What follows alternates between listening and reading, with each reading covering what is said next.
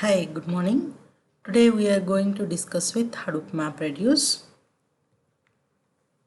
So before going to discuss Hadoop MapReduce, we will discuss about Hadoop architecture. What Hadoop will contain exactly and what is the architecture of Hadoop. So Hadoop consists of two layers mainly. One is the processing layer and the one is the storage layer. Name node, job tracker, name node and data node comes under storage layer, and job tracker, task tracker, daemons comes under processing layer. So this is the overall architecture.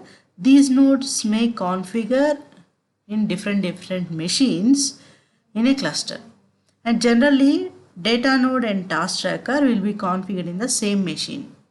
To achieve data locality, data node and task tracker will be configured in the same machine.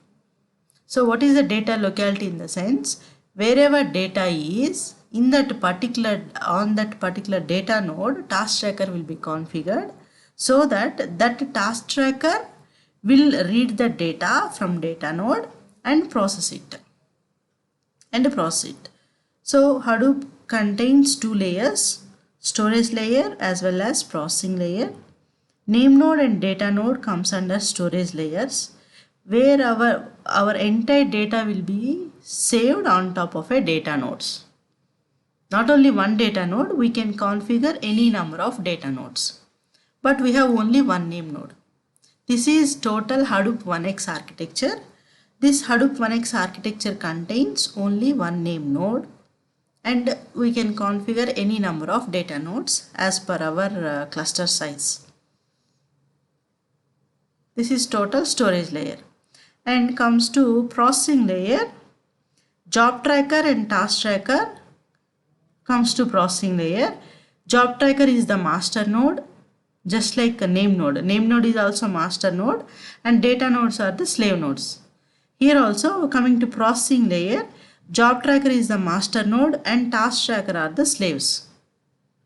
So whatever job tracker will assign the task, those tasks will be executed by task trackers.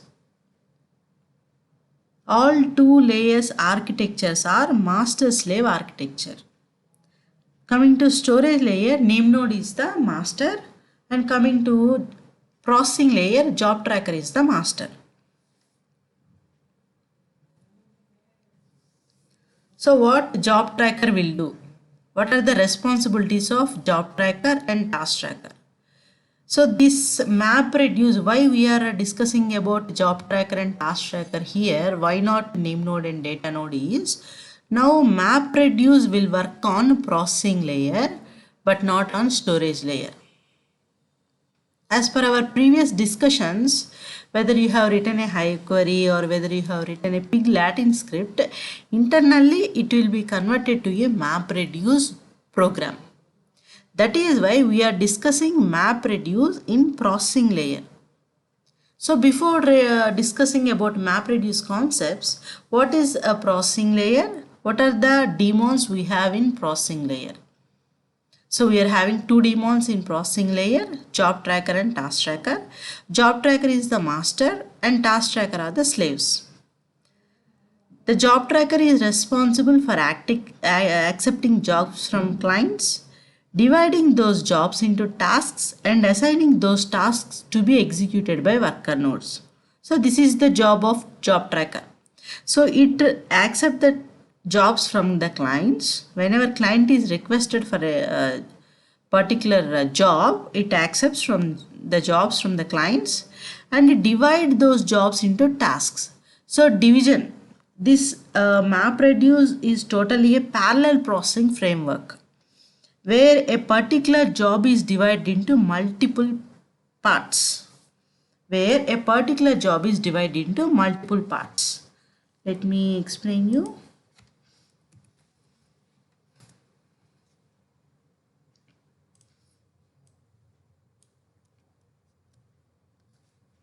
So MapReduce is a parallel processing parallel processing framework. MapReduce is a parallel processing framework where a particular job is divided into multiple parts,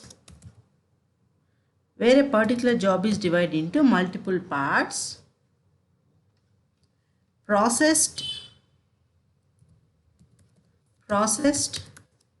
and finally aggregated, and finally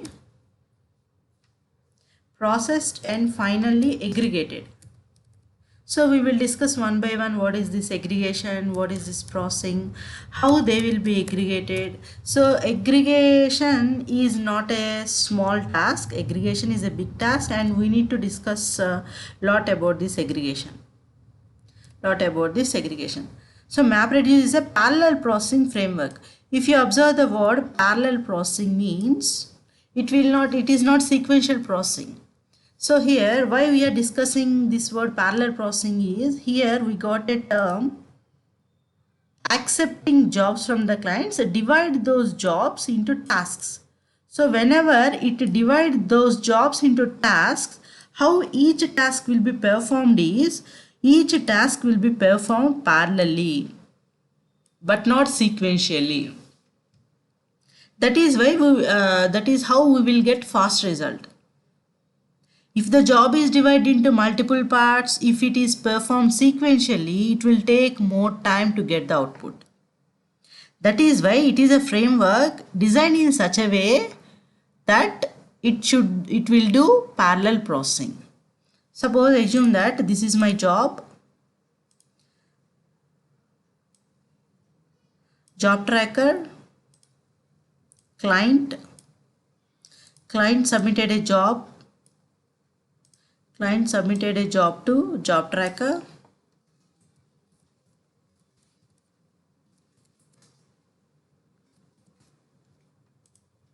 So this is job tracker, client. Whenever client submitted a job to job tracker, what job tracker will do is, job tracker will divide that job. Suppose assume that this is the job, this is the actual job,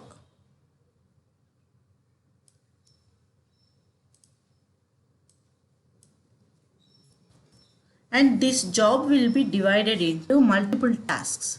So multiple tasks in the sense, suppose assume that this job is divided into 3 tasks. Job 1, job 2, job 3. So this particular job is divided into 3 tasks, job 1, job 2 and job 3. So all these tasks will be performed parallelly. Parallelly in the sense, so this job 1 will be performed by one task tracker. This job 1 will be performed by one task tracker. This job 2 will be performed by another task tracker. And this job 3 will be performed by one more task tracker. So these are all TTs, in the sense task trackers.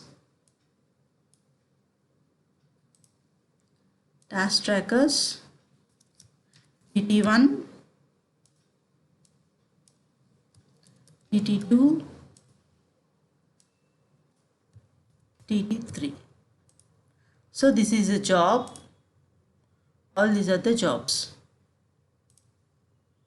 Job 1, job 2, job 3. These jobs are, all these jobs are parallelly executed by the task trackers.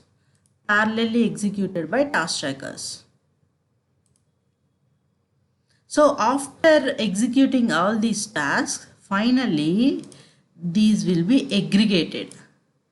Aggregated in the sense combined and gives the final output. This is the final output and gives the final output.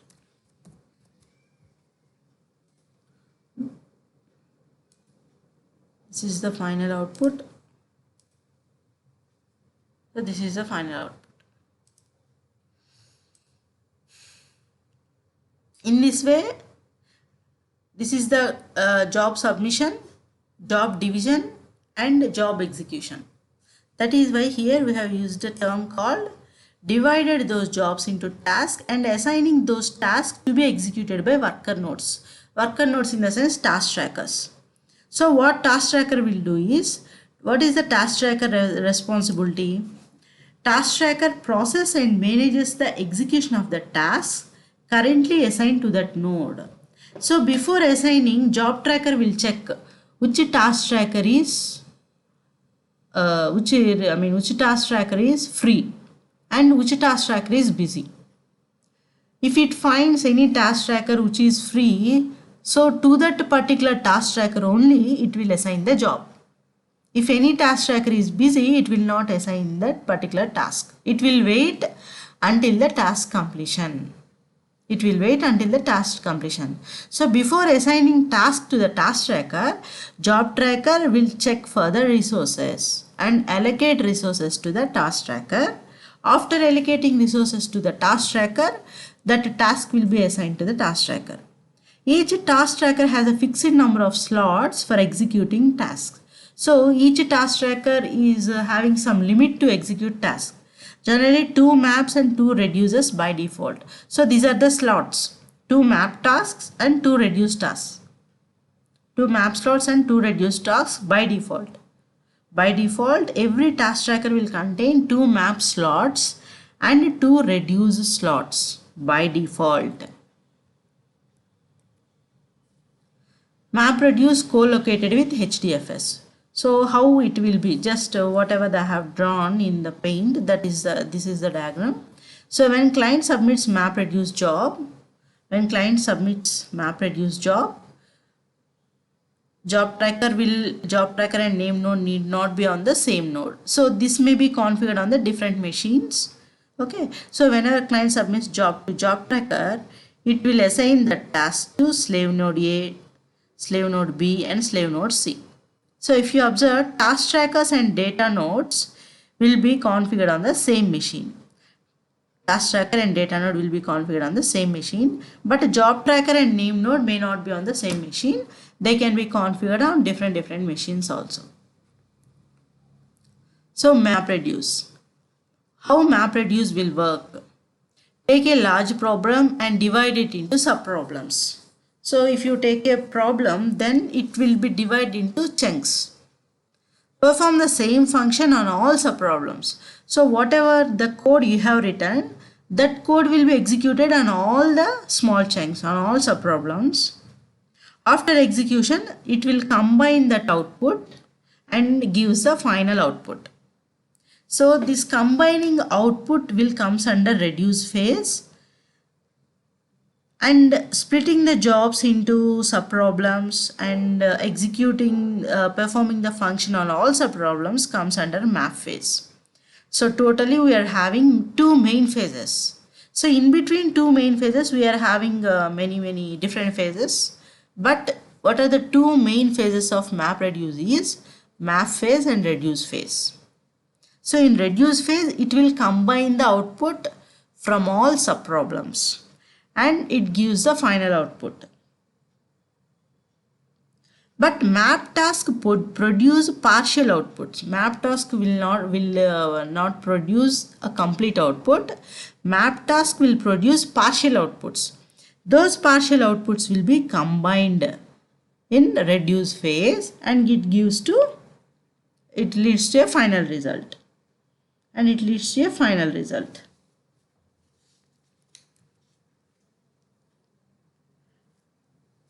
So Hadoop computational model, this is how data is stored on top of data nodes. So data stored in a distributed file system spanning many inexpensive computers. So these are all data nodes. If you observe here, we can configure any number of data nodes based on our data and cluster size. Okay, so whatever the problem, this is the MapReduce application. Distribute map tasks to clusters. So map phase. So what map phase will do? Break job into small parts. Shuffle phase. Transfer interim output for final processing. Reduce phase. Boil all output down to a single result set. So in between map phase and reduce phase, we are having a shuffle phase. One more phase called shuffle phase, which transform intermediate output for final processing. So before sending map output to reduce phase, we are having a shuffle phase. What it will do is it will transfer that intermediate outputs for final processing. Before sending to final processing, it also do something. We will discuss what is that something, what shuffle phase will do exactly. So map reduce framework, what exactly it will do? Iterate over a large number of records means it keep on executing this our map reduce application on all records. Extract something of interest from each. So extract something of interest from each is whatever you have asked for, that will be extracted. Shuffle and sort intermediate results. So these are all new phases we will discuss in detail. Shuffle and sort intermediate results. So whatever the intermediate results, whatever the intermediate output we got from map phase, those will be shuffled and sorted before sending to reduce phase. So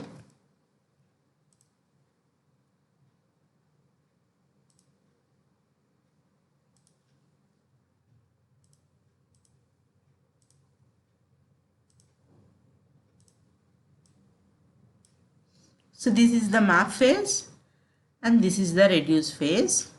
So between map phase and reduce phase, we are having one more phase called shuffle phase. So this is map phase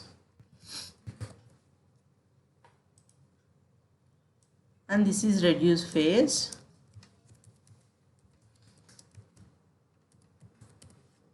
Between map phase and reduce phase, we are having one phase, shuffle phase. So this is the shuffle phase.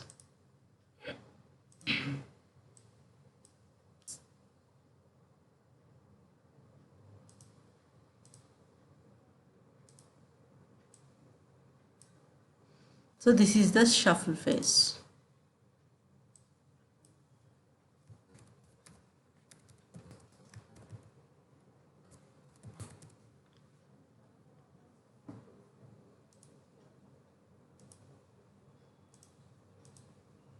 This is the shuffle phase. So between map phase and reduce phase, whatever the intermediate results we got, from map phase, those results will be sent to shuffle phase. Before sending to reduce phase, those results will be sent to shuffle phase. After shuffling, it sends all those results to reduce phase. Shuffling and sorting. So this reduce phase results in a final output.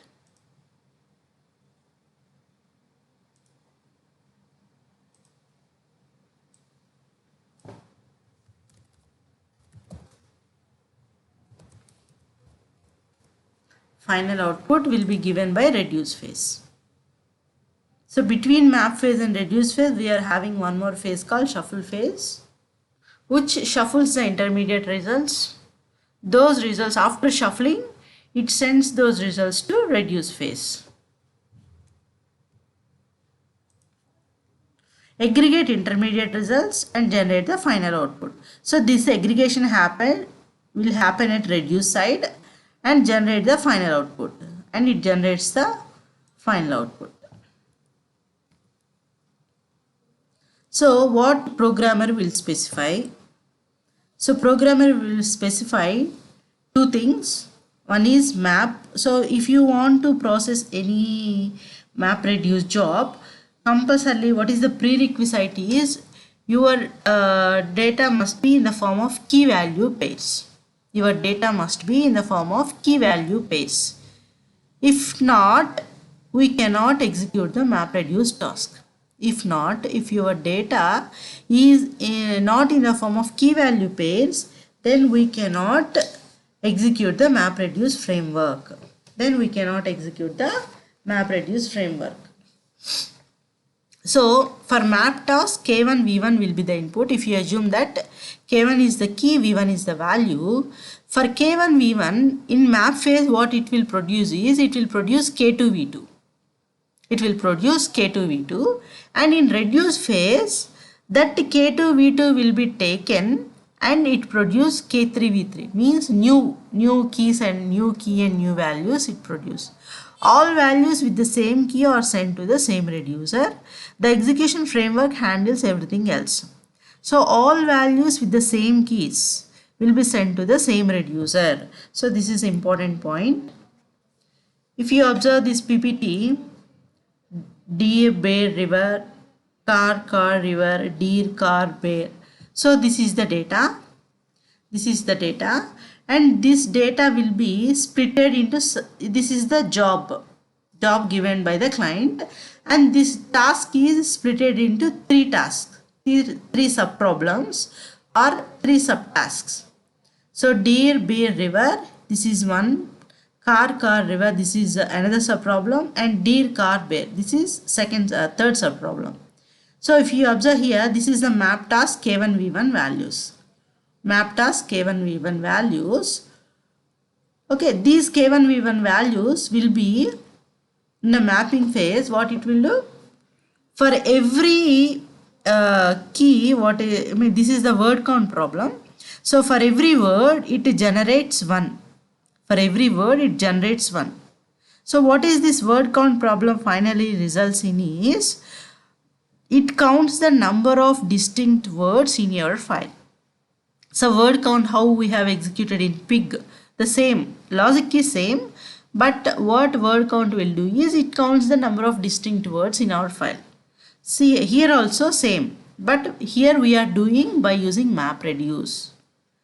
In pig and hive also we did, but internally all those queries and all those pig scripts are converted to MapReduce programs.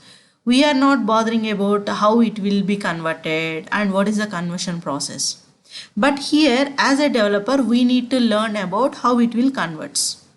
As a developer we need to learn about how it converts, what are the key value pairs.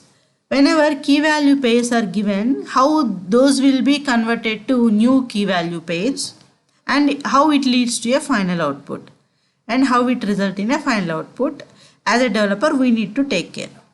So for deer, bear and river, for each and every word, not distinct words, each and every word, for each and every word it assigns one. For each and every word it assigns one. For each and every word here it assigned by 1. So whenever it before sending to the reduce phase, if you observe here, this is the shuffle phase. This is the shuffle phase.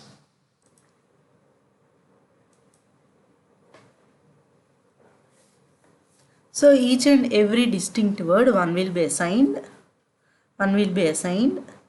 So if you observe here, deer will be assigned with 1, bear will be assigned with 1, and river will be assigned with 1. If you observe the second record, so here car comes 2 times. Car, and sequentially, immediately car comes 2 times.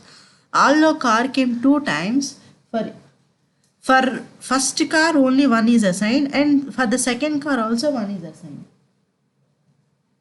And for the next one, river, also 1 is assigned.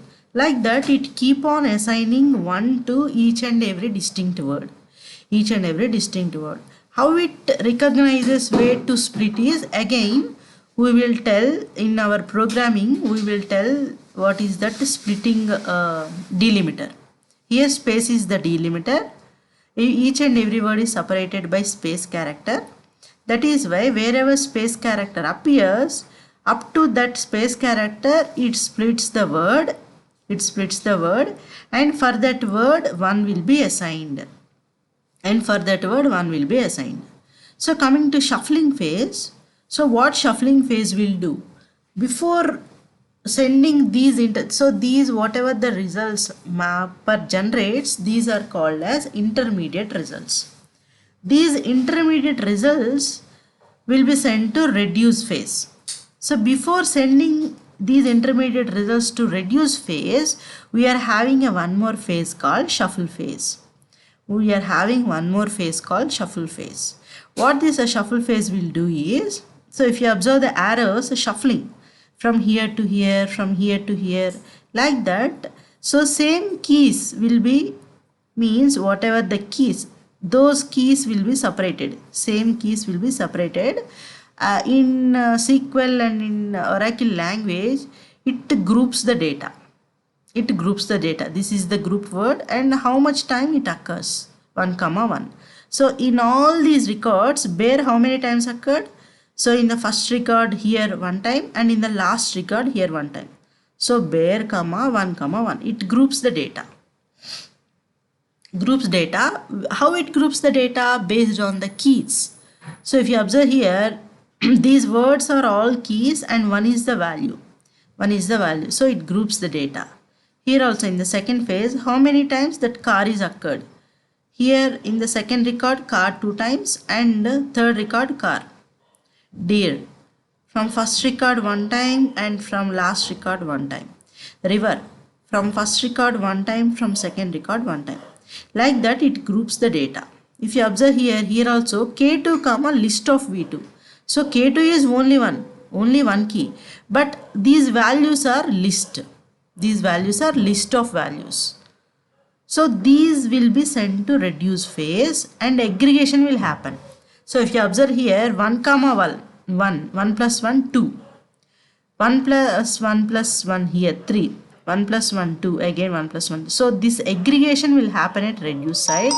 And final result, what is the final result is, all these will be combined and it generates list of K3 comma V3. So these are all keys and V3, these are all the values. These are all the values. So this is the word count problem in MapReduce.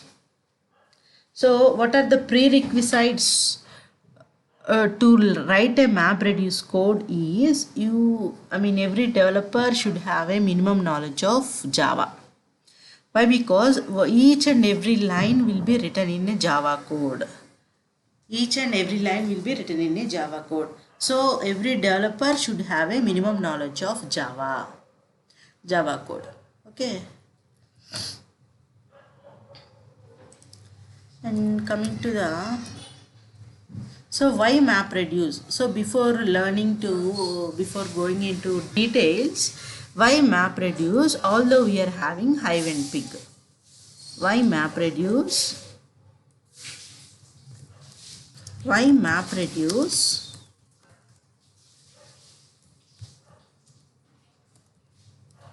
Although we are having Hive and Pig. This is the important question. Why MapReduce although we are having Hive and Pig?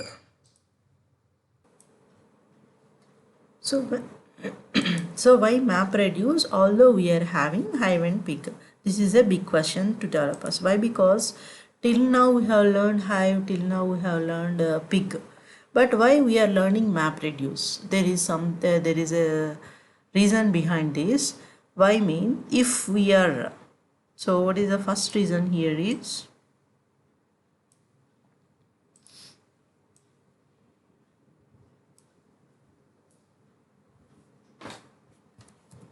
if our analysis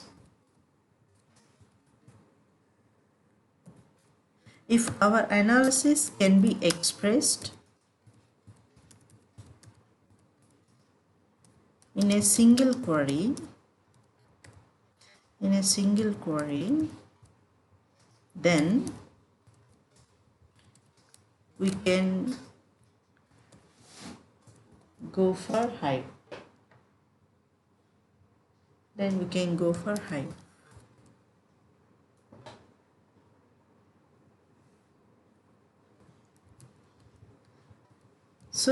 can go for Pig? If our analysis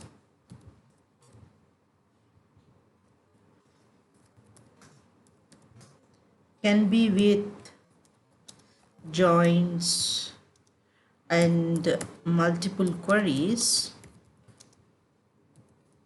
then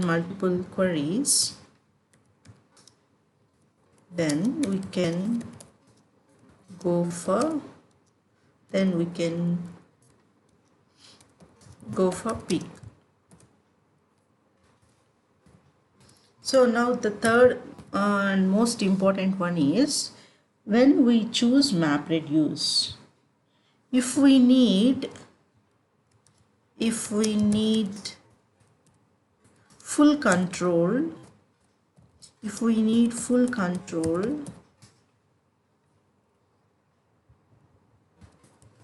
over our analysis,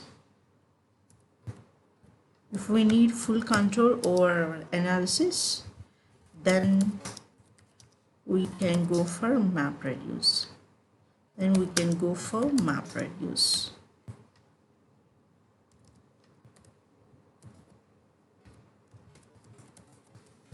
So these are the three main important steps we have to remember whenever we are working with Hive, Pig and MapReduce.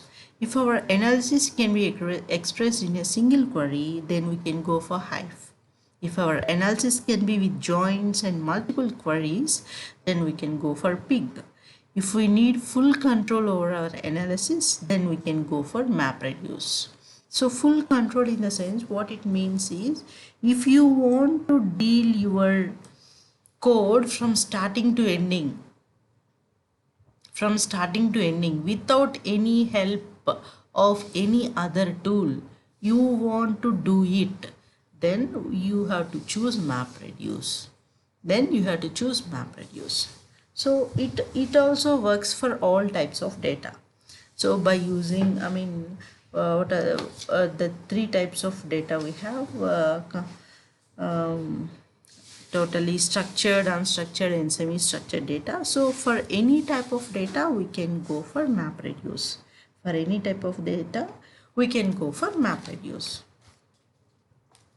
So again, coming back to our PPT. So this is explained, I already explained you. So how, one more important point here is splitting. How splitting will happen? Who will split our data? Suppose you have submitted a file. How that file is splitted is by using record reader. Our inputs file will be splitted. So record reader takes care of splitting. We no need to worry about how it will split and all. So what is a developer task is writing logic to MapReduce programs. And framework, how fault tolerance will be handled is, framework takes care about fault tolerance. How fault tolerance will be happen? Suppose you might have a question like, so here we are having our file is divided into three subtasks. Suppose one task is failed. How it will be further proceeded? So this, how fault tolerance will be taken care is, suppose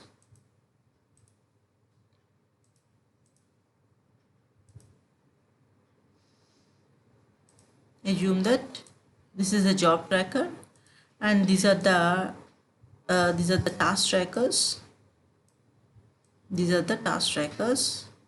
And these are the data nodes.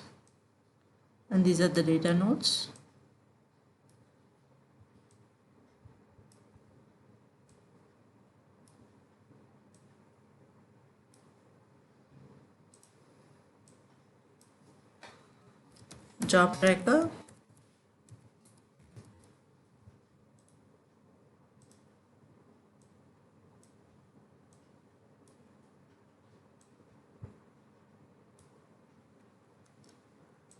so this is the task tracker node,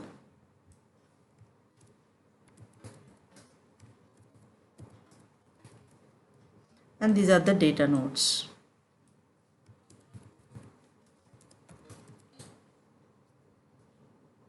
Again, this is the task tracker and these are the data nodes.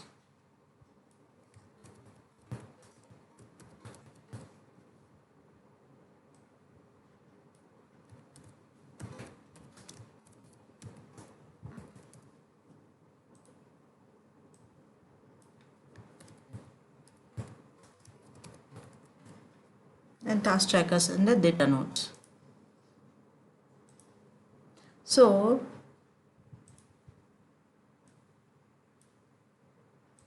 these will be configured in one machine. These will be configured in one machine. For example, whatever the data node as per Hadoop, as per Hadoop rule, so whatever the minimum replication factor, so you might heard about this word replication factor. Replication factor is 3. So what is the replication factor? Is 3. So what this replication factor is, in the sense, suppose we are having a data here. I am having one block of data here, one copy of data. So this same data will be available in another data node here as well, and one more copy. So totally 3 copies will be available. So totally whatever the data we have stored on top of one data node, will be copied 2 more times on other data nodes on different machines and different racks and all. Okay, so if our whatever the task tracker, suppose this task tracker is executing on top of this data, suppose assume that this job is failed. So the same job will be executed here on top of another copy. So if it is also failed, then it will be executed on one more copy. The same task will be executed on one more copy.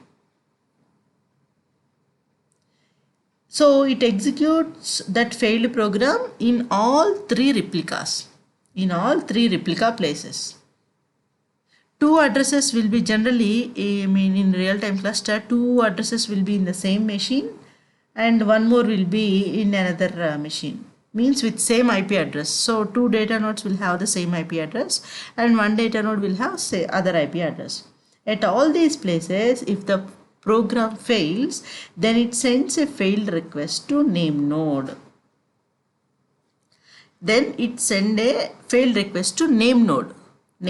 So who will take care of this sending the messages or failure messages to name node is job tracker. Job tracker will take care about all these job schedulings, how to assign the task, if the task is failed, what to do, where is that another replica available, or what is the machine, what are the resources it needs, everything. So from job starting to ending, who will take care of that entire job scheduling is job tracker. Job tracker will take care of entire job scheduling, assign workers to map and reduce tasks, everything will be taken care by job tracker. So this how fault tolerance will be maintained. So this is a theory for fault tolerance. How, if one job fails, how it will do fault tolerance.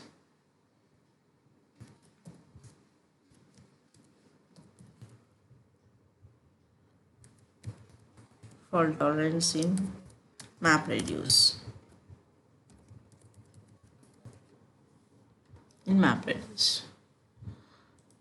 So this is the thing. So let me explain you one more time. Suppose on this data, whatever the data we have in data node 1 is, let me numbering it. So assume that this is data node 1 and data node 2, and this is data node 3. This is data node 3.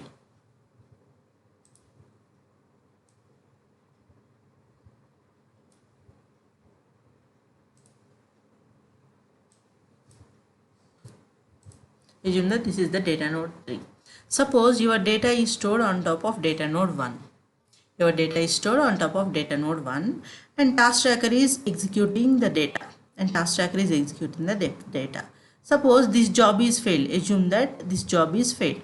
So what happens is, immediately On top of second copy where this replica is available in another machine or same machine. On top of second copy, the same job will be executed one more time. The same job will be executed one more time. If it is success, then okay. Again it is failed. Again it is, suppose assume that again it is failed. Second time also the job is failed. Then what happens is, on top of data node 3 means on third replica, wherever the third replica is stored, on top of that one, this job is executed again. This job is executed again. So if on top of all replicas, if the job is failed, if the job is failed on top of all replicas, then that message will be sent to name node. That failure message will be sent to name node. Who will take care of all these things is job tracker. Job tracker will take care of all these things. And parallelly, as per Hadoop architecture, task tracker for every 3 seconds will send heartbeat to job tracker. So for every 3 seconds, for every 3 seconds,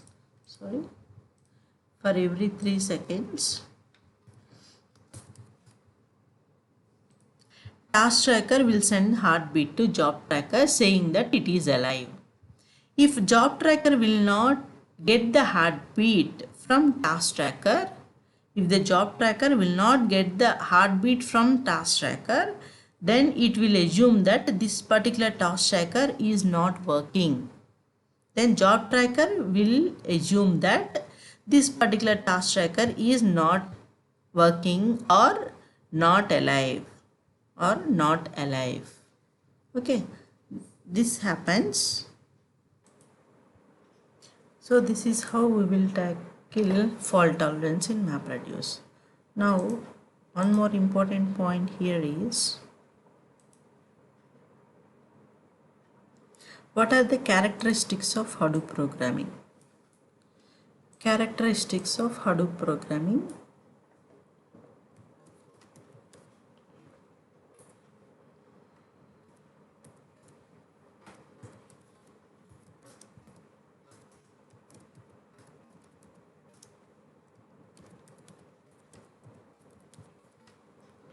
So, two more important points in characteristics of Hadoop programming. So, number one is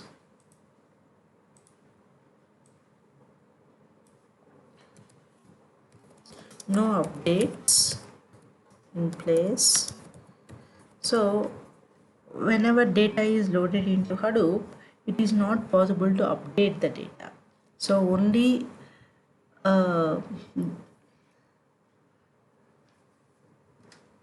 the data, whenever we, after uploading it to Hadoop, we cannot update the data. So no updating in place, and the results are, every time the results are stored in a new file. The results are stored in a new file. So every time part files will be created, and in those part files our results are stored. Every time the results are stored in a part file. These are the two main characteristics of Hadoop programming. So again, coming to our PPT. So this is our PPT. So I think you understand well about this word count example, since this is the basic example for any MapReduce programming. Not only for, if you want to write a basic code, if you want to write a simple code of MapReduce, then this example will explain you better, and then this is a good example for MapReduce program. Okay. And coming to next slide. So as per our previous discussions, input key1 valuable, and what is the map output is, so if this is here, output word indicates this is the only map output, this is not the final output. So map output is a list of key2 and value2. So in bit k1 and v1, whenever what is this list of k2 and v2, between some projections and filterings and transformations will takes place. After that, shuffle. So between map and reduce phase we are having a shuffle phase. So in this shuffle phase, what is the input is previous map output will be the input. If you observe here, this is the map output. This output will be input to shuffle list of key to and value to. So what is the shuffle output is sorting and partition of list of key to and list of value to. So after shuffling is done, after sorting is done, everything will be done. This is the output given by the shuffle. This is the output of shuffle. So finally it is K2 and list of V2 values. If you observe the previous one also, dir and a list of 1 comma 1, like that. These are the list of values. And finally reduce output. This is so shuffle output will be input to reduce, and what is the final output is list of k3 and value 3, list of k3 and v3. This is the final reduce output. So this is, I mean, till now we have learned about what is word count, how to do overall overall view of word count example we have seen. Now we are going to enter into, so first of all, what is a map reduce? So a programming model for parallel data processing. Previously I have discussed, like, this is a parallel data processing. This is not sequential. So jobs will be executed parallelly so that it runs fast. We will get output within a less time. Hadoop can run MapReduce programs in multiple languages like Java, Python, Ruby and C++. So by using Python, by using Ruby also, we can write MapReduce programs. And if you are having a knowledge of Java, then also you can write MapReduce program. So first, map function. What is a map function? What it will do? Operate on set of key value pairs. Yes, this is the first point I explained. So if you want to process any data through MapReduce, then it must be in the form of key value pairs. Without key value pairs, it will not accept the data. Map is applied in parallel on input data set. So map task will be applied in parallel to each and every data set. This produces output keys and list of values for each key depending upon the functionality. So depending upon the functionality, it produces list of values. It produces output keys as well as list of values. That is why what is the map output is k2 comma list of v2. So list of values it will produce. Mapper output are partitioned per reducer equal to number of reduced tasks for that job. So how many number of reducers you have to launch depends on the mapper output. And coming to reduce function, operate on set of key value pairs. This is also operates on set of key value pairs. Reduce is then applied in parallel to each group. So how mapper is applied to each and every group, here also reduce will apply to each and every group, again producing a collection of key comma values. So it is also a collection. Number of reducers can be set by the user. As a programmer, you can set your own reducers. With how many number of reducers you want to make it execute. If you increase the number of reducers, then your work will be faster.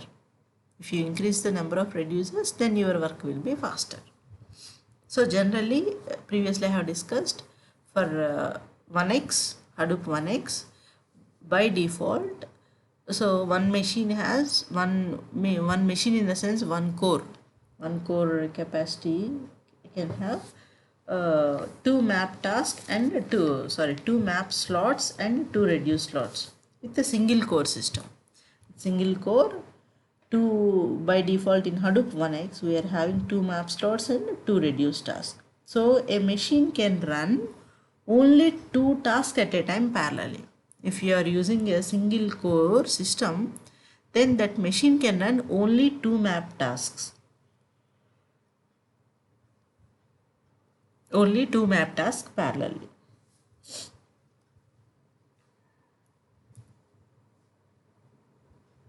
So user runs a program on the client computer. Program submits a job to HDFS. Job contains. So what job will contains is job will contain input data, map reduce program and configuration information. This all will contain jobs. Two types of daemons that control job execution. So this one also we have discussed. What are the daemons in processing phase is job tracker and task trackers. So here job tracker is the master node and task trackers are the slave nodes. If you observe here, this is only one job tracker but many task trackers. So job sent to job tracker. Job tracker communicates with name node and assigns part of job to task trackers. So every time job tracker will communicate with the name node and assigns those parts of jobs to task trackers. Task tracker is run on each data node. So every data node will contain its respective task tracker. Task is a single map or reduce operation over piece of data. So what is a task? Every time we are using the word task. So what is a task? Whether it is a map, whether it is a single map or reduce operation which operates on piece of data. Whether it is a map job or reduce job, whatever it is a task. Hadoop divides the input map reduce job into equal splits. So who will divide means Hadoop will divide. So the job tracker knows which node contains the data and which other machines are nearby. So by every time job tracker will get the information from name node. Since name node contains metadata in the sense what data node will contain, what are that replicas, where those replicas are available, on which machine data nodes are configured, every information name node contains. So from name node it captures all that information. Every time it updates, it will be updated by itself. Task process send heartbeats to task tracker. Task tracker send heartbeats to job tracker. So what are the tasks going on? Those tasks will be send heartbeat to task tracker.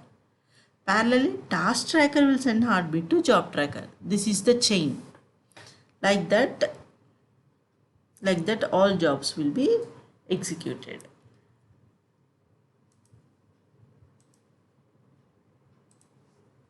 Like that all jobs will be executed.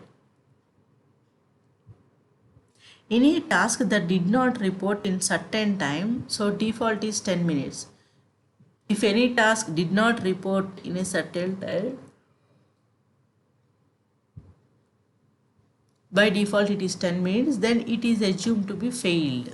So then job tracker will mark that task tracker is the failed task tracker and its JVM will be killed by task tracker and reported to the job tracker. So every task tracker will be internally having how the task tracker will execute is by using Java virtual machine. By using Java virtual machine it will execute. So that respective JVM. So each task is assigned with will be launched in a JVM, in a separate JVM process. That JVM will be killed by task tracker and task tracker report this one to job tracker. The job tracker will reschedule any failed task with different task tracker. So previously we have discussed how fault tolerance will be handled. So here also the fault tolerance, how it handles the fault tolerance. The job tracker will reschedule any failed tasks. It will reschedule. Where it will reschedule? In another task tracker on top of another replica, it will reschedule. If same task failed 4 times, all job fails. So depending on the replication factor, suppose you are having a replication factor 4, your cluster is having replication factor 4, then when a job is failed, it executes on other 3 replicas. So total 4 times it executes.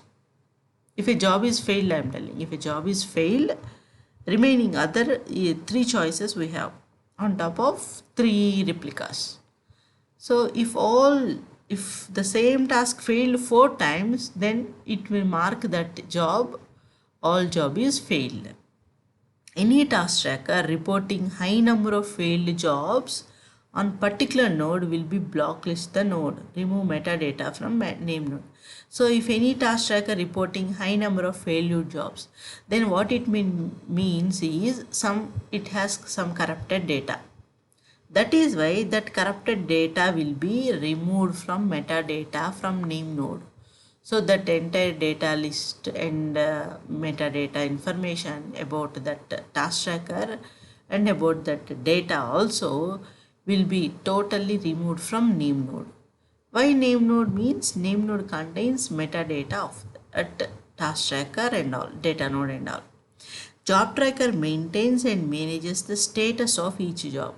So who will monitor from first to last job completion? Entire job scheduling, entire job cycle will be maintained by job tracker. Results from failure task will be ignored. Here we may have one job tracker that is act as a master, and we can configure n task trackers as slaves. And we can configure n task trackers as slaves and m task. So on top of these n task trackers, we execute m tasks. Output of, so okay, we got the output. So where it will be stored? Output of map is stored on local disk. So local disk is having some memory. On that memory, this output of map is stored. Output of reduce is stored in HDFS. So finally, after analysis, after reduce phase, we got the final output. That will be sent to finally HDFS. It will be stored on top of Hadoop distributed file system. But intermediate map result will be stored in local disk. When there is more than one reducer, the map task partition their output. So how we got part files in pig, here also we get the part files. When there is more than one reducer, the map task partition their output. One partition for each reduced task. There are many keys and associated values for each partition, but records for each given key are all in the same partition. Partitioning can be controlled by user-defined function, default in hash function. So all these one we will discuss one by one. And shuffle, data flow between map and reduce tasks. So what is shuffling is data flowing between map and reduce task is called as shuffling. So this anatomy of map reduce job data flow is when there is more than one reducer. This is the important one. When there is more than one reducer, in the sense user can launch and he is responsible to launch number of reducers. He can choose the number of reducers, whether 3 reducers are sufficient, whether 2 reducers are sufficient. Like that, user can decide the number of reducers. So for every reducer we will get a part file. So for example, we are executing 3 reducers, then we will get 3 part files. There are many keys and associated values for each partition, but records for each given key are all in the same partition. May have many keys and associated values for each partition, but all these keys will be in the same partition. Partitioning can be controlled by user defined function. So we are having hash function and hash code. I will explain you that one. Based on that, this partition will be controlled. this partition will be controlled. So this is how we can deal with the MapReduce. This is all theory part and data flow, how data flows. And in the next video I will explain you how data through diagram, how data flows in a MapReduce. How data flows in MapReduce. In the next video I will explain you. Thank you.